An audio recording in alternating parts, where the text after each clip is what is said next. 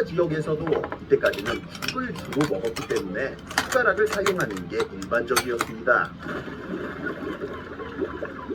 그런데 기원 후부터 숟가락의 사용이 점점 적어지기 시작합니다. 곡물로 만든 죽이 주식이었던 기원전 사람들과는 다르게 사람들이 빵이나 밥, 면 같은 걸 주식으로 먹기 시작했거든요. 빵은 오늘날까지도 손으로 먹는 게 기본이고, 면은 젓가락이나 포크가 아니면 먹기 힘들고, 또 밥도 원래는 동아시아에서도 인도나 동남아시아 사람들처럼 손으로 먹었기 때문에 일상적으로는 숟가락을 사용할 필요가 많이 없어졌던 거죠. 이때부터 숟가락은 수프나 스튜를 먹을 때나 쓰는 전용 도구, 내지는 노인이나 아이들한테 죽 먹일 때 쓰는 용도로 그 역할이 한정돼 버려요. 동아시아에서도 마찬가지라서 대충 남송시대, 일본으로 치면 헤이안 시대 중기부터 숟가락의 사용이 점점 줄어들기 시작하더니 식탁에서 아예 자취를 감춰버렸습니다. 아니, 동아시아인들은 다 밥 좋아하고 국 좋아하는 거 아닌가 싶으실 수 있는데, 자세히 따져보면 숟가락 이거 없어질만 했어요. 일단 중국에서는 앞에서도 말했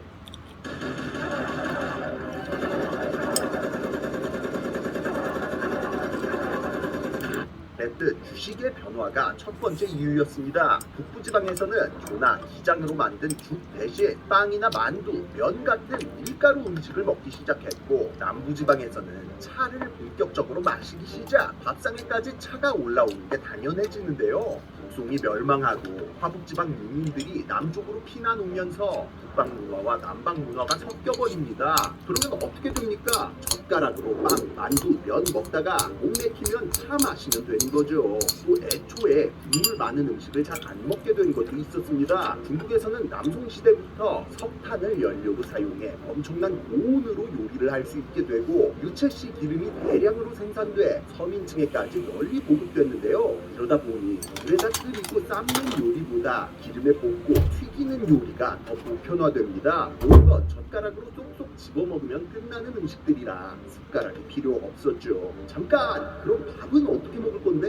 흔한 편견과는 달리 중국인들이 도자기를 그렇게 많이 쓰지 않았습니다. 장식적인 의미에서 아니면 음식을 장기 보관하는 용도로 사용했지, 일상적인 식탁에서는 나무에 오칠해서 만든 칠기를 주로 썼어요. 그러다 보니 밥그릇도 가벼워서 밥 먹을 땐 그냥 그릇 들고 젓가락으로 먹으면 그만이었습니다. 그렇게 숟가락은 그냥 국자처럼 사용하는 보조 도구로 전락, 이런 추세가 명청일 때까지 이어지며 기존의 숟가락 대신 탕시라고 불리는 국자 같은 물건을 쓰게 되는 거죠. 지금도 중국인들은 만둣국 같은 거 먹을 때나 볶음밥 먹을 때 탕시를 사용할 뿐, 다른 음식 먹을 때는 젓가락으로 다 해결합니다. 그렇다면 일본은 사실 일본에서 숟가락을 사용한 건 일부 상류층이나 귀족들에게만 한정된 이야기로, 헤이안 시대 초기까지 당나라와 신라 문화를 모방하기 위해 쓰는 허례허식에 가까웠습니다. 당나라나 신라에서 숟가락 쓰던데 싶어서 수입해다 쓰는 사치품이었다는 얘기죠. 그런데 이게 헤이안 시대 중기로 접어들고 나니까 일본 문화가 어느 정도 성장을 한 거야. 그래서 이 시점부터 견당사가 폐지되고 일본 북풍 문화를 밀어주기 시작합니다. 그러면서 상류층도 그냥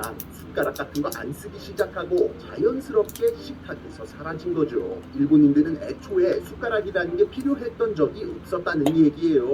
그러면 애초에 왜 필요가 없었나? 일단 다른 나라들과는 달리 일본 쌀은 찰기가 많았기 때문에 젓가락으로 먹기 딱 좋았습니다. 거기다 도자기 만드는 기술도 열악해서 역시나 오칠해서 만든 칠기를 주로 사용했기 때문에 그릇을 들고 먹는데 불편함이 없었고요. 또한 국 같은 경우에도 숟가락이 따로 필요 없었던 게 고기를 잘 먹지 않았기 때문에 이게 큼지막한 건더기가 잘 없었습니다. 일식집에서 나오는 미소 장국에 건더기 별로 없는 거, 이거 원가 절감이 아니라 원래 이런 거예요. 그러면 일본 음식점에 가면 나오는 이런 숟가락, 이건 뭐냐? 이거는 아까 말한 탕시와 같은 물건으로 일본 말로는 렌게라고 하는데요. 메이지 유신 이후에 중국인들이 들고 온 것으로 쓰게 된 지 100년도 안 된 물건입니다. 지금도 라멘이나 볶음밥 같은 중국식 요리 먹을 때만 사용하는 전용 도구라서 일반적인 일본 음식을 먹을 때는 젓가락만을 사용하는 게 기본이죠. 근데 한국인들은 숟가락 잘만 사용하죠. 향시, 렌게 이런 거 없어요. 그냥 넓적한 스테인리스 숟가락으로 밥도 먹고 국도 먹고 가끔 반찬도 먹습니다. 생김새나 쓰임새를 봤을 때 동아시아보다는 차라리 저기 유럽이나 서아시아 쪽 숟가락이랑 비슷하죠. 여러 가지 썰이 있긴 한데 복합적인 원인을 다 종합해 봤을 때는 대충 이렇습니다. 일단은 밥이 주식이었다는 점, 중국처럼 밀가루 음식을 많이 먹은 것도 아니고 일본 쌀처럼 찰기가 많은 것도 아니었기 때문에 숟가락으로 먹어야 편했습니다. 그리고 한반도에는 석탄도 식용유도 없었기 때문에 그냥 꾸준히 국물이 많은 향류 음식을 많이 먹었고요. 또 식기의 재질도 중국이나 일본과는 달리 한반도에서는 칠기를 잘 사용하지 않았습니다. 칠기라는 게 나무에다가 온나무 수액을 칠해서 방수성과 보존성을 높인 물건인데요. 한반도에는 애초에 온나무 자체가 별로 없었기 때문에 값비싼 공예품에나 칠기를 썼지 밥 먹는 데까지 쓰기는 힘들었거든요. 그래서 일반 백성들은 회색의 거무튀튀한 막사기를, 귀족이나 양반 계층은 백자나 청자 또는 노쇠 그릇을 많이 썼죠. 자, 무거운 사기 그릇이나 놋그릇에다가 잡곡밥 담고 뜨거운 국도 담습니다. 이거 뭐 들고 먹을 수 있겠어요? 그냥 숟가락으로 밥 한 숟갈 먹고 국 한 숟갈 먹어야 편했다 이겁니다. 한국 식기의 깊이가 유달리 깊고 벽이 비교적 수직으로 서 있는 것도, 숟가락의 자루가 일자로 곧게 펴져 있고 술이 둥글 넓적한 것도 이런 식사 방식 때문이죠. 조선시대 이후로 불교가 쇠퇴하고 강력한 유교 이데올로기 통치가 시작되면서 이런 추세는 더더욱 가속화됐습니다. 유교에서 생각하는 모범적인 생활상이 결국 주나라 시대를 모방하는 거라 밥 먹는 것까지 주나라 갬성을 살리는 방향으로 가버렸거든요. 주나라 시대까지는 중국에서도 숟가락이 필수, 거기다가 그릇이나 숟가락 전부 다 청동으로 만드는 게 국룰이었습니다. 그러면 어떻게 된다? 숟가락을 쓰는 게 옳은 게 된다. 그리고 숟가락이든 젓가락이든 그릇이든 전부 다 금속으로 만드는 게 당연해진다. 때문에 조선시대에는 놋그릇과 놋수저가 무슨 뭐 양반의 상징, 고급 식기의 상징이 돼서 전국 여기저기서 엽전을 녹여 놋그릇을 만들 지경까지 갑니다. 심지어 조선 중기였던 17세기 후반에는 조정에서 놋그릇 금지령을 내려버릴 정도였어요. 그럼 그 많은 놋그릇들 지금 다 어디 갔냐 싶으실 수 있는데, 여러분이 사용하시는 쇠 밥공기, 쇠 숟가락, 쇠 젓가락, 이게 다 놋그릇의 후예들입니다. 원래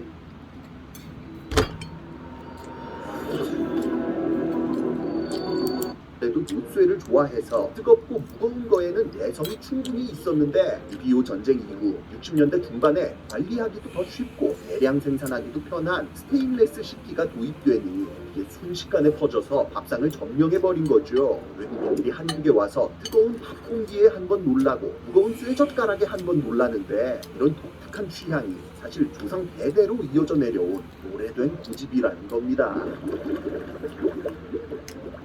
이렇듯 한국의 식문화, 특히나 식기 문화는 동아시아를 통틀어서도 상당히 독특합니다. 이 한국식 숟가락이라는 게 워낙에 만능이라서 중국이나 일본에서 양식을 먹을 때 양식 숟가락을, 디저트를 먹을 때 디저트 숟가락을 쓰는 것과는 달리 한국인들은 보통 그냥 한국식 스테인레스 숟가락으로 원큐에 해결하는 경우가 많을 정도죠. 금수저, 은수저, 동수저 뭐 이런 말이 유행하는 것도 아마 그만큼 한국인들에게 숟가락이 너무나 필수적이고 중요한 아이템이기 때문이 아닐까 싶은데, 사실 따지고 보면 우리 모두 그냥 놋수저라고 해야 맞는 게 아닐까요? 애들이 죄송합니다 같은 듯 다른 동아시아의 식문화를 살펴보며 한국인들의 숟가락 사랑, 그 기원에 대해 간단히 알아봤습니다. 지금까지 지식해적단의 키드였습니다. 감사합니다. 군대는 잘 먹어야 진격한다. 나폴레옹 시기의 격언입니다. 지금도 군사학에서는 진리로 여겨지는 말이기도 하죠. 당시 나폴레옹의 프랑스군은 귀신같이 흩어졌다, 중요할 때 집결하는 신출귀몰한 기동과 진격 속도로 유명세를 떨쳤는데요. 여기엔 언제나 군대의 보급을 최우선으로 생각했던 나폴레옹의 신념이 큰 역할을 했습니다. 고대부터 현대까지 수많은 전략가들이 항상 강조해왔을 만큼 보급의 중요성은 상상을 초월하죠. 그럼에도 불구하고 사람들은 최전방에서의 화려한 전술과 웅장한 전투의 눈길을 뺏기고 뒤에서 조용히 제 할 일을 하는 고급 부대의 중요성은 잘 신경 쓰지 않는 경우가 많습니다. 군대는 배가 불러야만 비로소 제대로 움직일 수 있다는 사실을 십상이었다는 얘기죠. 그런데 이게 관전자들 입장에서는 그럴 수 있거든요. 하지만 실제 야전에서 퇴하 병사들을 책임지는 장군마저 보급의 중요성을 잊는다면 그 결과는 당연하게도 끔찍하고 처참할 수밖에 없었습니다. 전투에서 장렬하게 패배하는 것보다 훨씬 더 무능한 사람으로 역사에 남게 되는 거죠.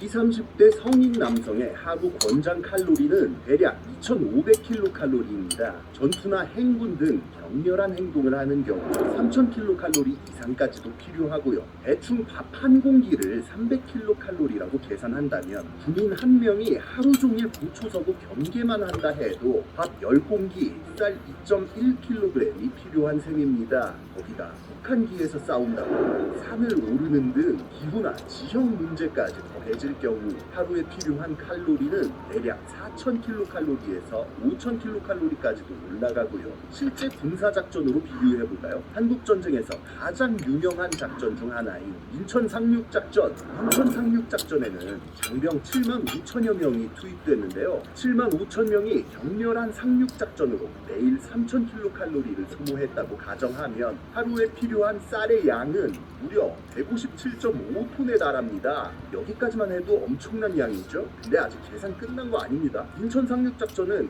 계획상 1950년 9월 15일부터 16일까지 이틀에 걸친 작전이었어요. 결국 단순 계산으로 이 작전에 필요한 쌀만 315톤. 만약 작전이 길어져서 4일이 걸린다면 그 2배인 630톤이 필요했을 거라는 것도 알 수 있겠죠. 이렇듯 군대가 하루에 먹어치우는 물자의 양은 어마어마합니다. 거기다 병사들이 식량만 소모하는 것도 아니죠. 근대부터는 총을 쏘는데 필요한 탄약, 차량과 탱크를 움직이는데 필요한 연료, 현대에는 미사일을 관리하는 데 필요한 컴퓨터, 첨단 장비 관리에 필요한 알루미늄 같은 금속까지 전쟁이 더 복잡해질수록 군대가 소모하는 전략 물자들의 종류도 엄청나게 늘어났습니다.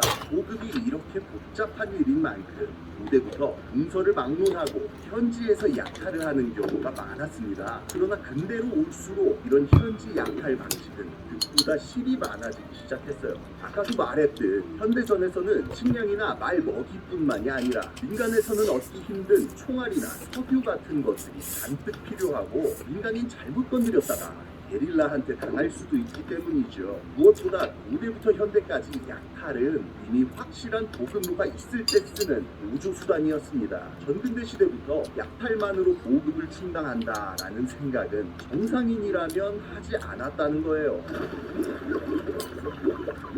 수없이 많은 전술이 시험되고 수많은 사람이 죽어간 2차 세계대전, 아시아에 대한 야욕을 드러내던 일본은 한반도와 만주를 보급기지 삼아 중일전쟁을 일으켰습니다. 당시 아시아 최강의 군대였던 일본군에게 장개석의 국민당군은 질적으로 상대가 되지 않았죠. 그러나 일본의 생각과는 달리 국민당군은 처절한 항전으로 전쟁을 장기화시키며 버텼습니다. 중국이 이렇게 오래 버틸 수 있었던 이유는 광대한 국토와 엄청난 인구수도 있었지만 중국 후방의 보급로였던 버마로드의 공로가 컸습니다. 버마는 오늘날의 미얀마죠. 이때는 영국령 인도 제국으로 영국 땅이었어요. 2차 대전 당시 공식적인 연합군의 일원이었던